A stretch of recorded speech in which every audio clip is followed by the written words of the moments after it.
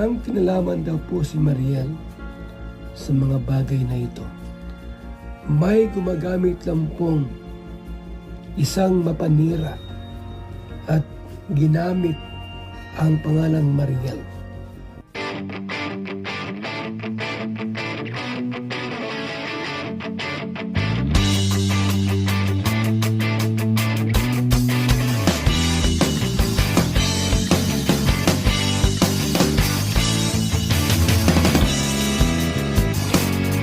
Sana ay maayos natin to. Pero isa lang ang pwede kong itiyak sa inyo. Walang third party. Ha? May mga nagsasabi na ito pong si Mariel ay jowa. Girlfriend daw ni Papa Ido. Sinuri natin lahat. Inalam ang mga bagay na ito, sinisiyasat, tiningnan kung si Mariel nga, yung beneficiary ni Ido, ang nasa likod, mga kaibigan. At sa ating pagsisiyasat at pagsasaliksik, walang kinalaman daw po. Walang kinalaman daw po si Mariel sa mga bagay na ito.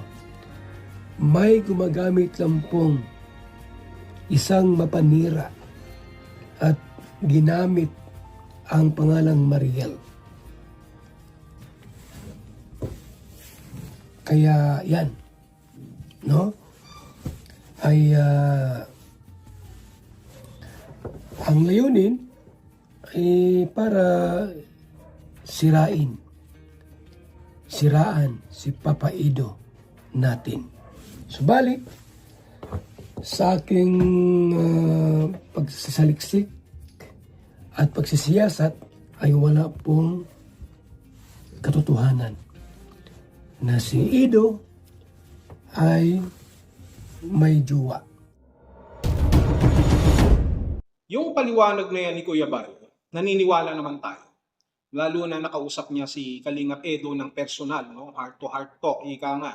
At ibinahagi niya, sinabi niya yung kanilang napag-usapan at nakumpirma niya na wala naman talagang kinalaman si Mariel dito kay Kalingap Edo na kanyang beneficiary. Kasi marami sa atin, no, mga haka-haka dyan, mga spekulasyon na tinatawag na si Mariel daw ang girlfriend ni Kalingap Edo na naging dahilan kung bakit nagkakaproblema ngayon itong si Kalingap Edo, kung bakit sila po ay naghiwalay ni ano, yun na yun, bawal na raw. So, kung ano't ano man ang nangyari dyan, ito po ang kanilang sinisisi. Yung issue na nakakapalooban ngayon ni Kalingap Edo, ito daw ang dahilan. Dahil daw po sa third party na malinaw pa sa sikat ng araw na pinabulaanan po ni Kuya Bal Santos Matubang. Base na rin sa kanilang pag-uusap ni Kalingap Edo. And I believe na hindi na naman natin dapat pang problemahin ito at palakihin pa sapagkat ito pong mga ganitong klaseng issue o sitwasyon o mga bagay ay dapat pong nare-resolba ng personal dahil hindi na rin naman maganda na pagpiestahan pa ng nakakarami.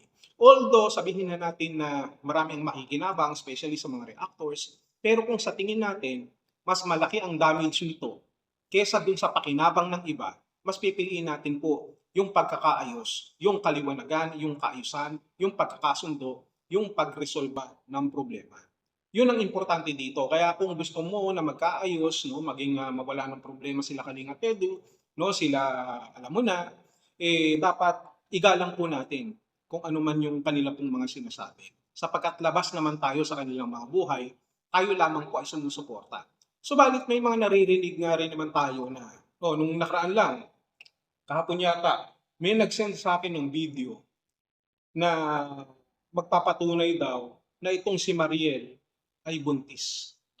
Pero wala pong kinalaman si Kalingap Edo. Yun ang sabi nila, wala daw kinalaman. Ang may kinalaman daw dito, bad boy ang dating. Bad boy. So si Kalingap Edo, malayo maging bad boy yan. Tahimik nga may hinhin. Kung meron man may pananagutan kay Mariel, Hindi po si Kalingap Edo yun. Hindi si Kalingap Edo. So, sige, sabihin na natin na nabuntis talaga. Opo, totoo po yun, nabuntis po siya. At matagal na po ito. Actually, ngayon ko nga lang nalaman kasi hindi naman ako mahilig mag-chichismis dyan o mag-marites. Pero nalaman ko nga at inamin naman ni Mariel na siya po ay buntis at kinumpirma niya. At siya mismo ay may kapahayagan din, may mga sinabi doon sa mga basher daw na hindi na tumitigil, na ayaw matigil. Ngayon dito kay Mariel, kung ano't ano man ang ating pong makikita, igalang po natin. Huwag po tayong mag-jump agad into conclusion.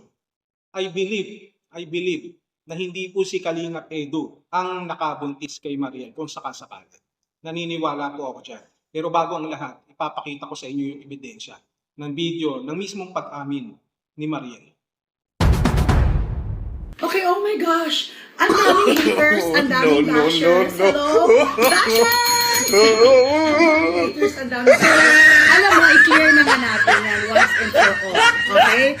I-clear na natin pero ko sa inyo kung ano nangyari. So, to let you know, para hindi kayo naniniwala sa fake news, and matagal na namin ang ginagawa, pandemic pa lang, ginagawa na po namin. It was never in my intention. Tapos, ang daming nag-react.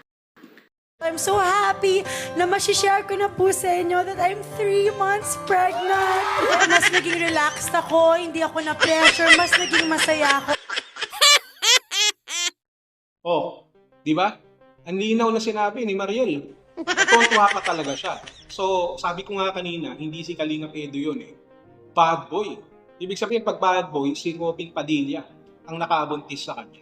Hindi si Kalingap Edo. So, bakit ko ginagawa ito? Wala lang, para lang patunayan sa inyo na hindi lahat ng sinasabi ng mga tao na napapanood ninyo, na naririnig ninyo, ay dapat nyo agad paniwalaan, na dapat kayong mag-jump into conclusion nang wala tayong matibay na basihan, nang hindi pa natin nalalaman ang tunay na istorya, na hindi pa natin napapanood yung side ng taong nagsasalita sa inyo, ng taong nagpapaliwanag. At dahil nga dito, mismo si Kuya Bal na ang nagpaliwanag. At siguro naman, hindi naman kabawasan sa inyong mga pagkamarites, sa iba sa atin dyan, na paniwalaan yung sinasabi ni Kuya Bal. Dahil ito ay para din naman sa kaayusan ng lahat. Yun lang ang aking masasabi dyan. Ayos ba?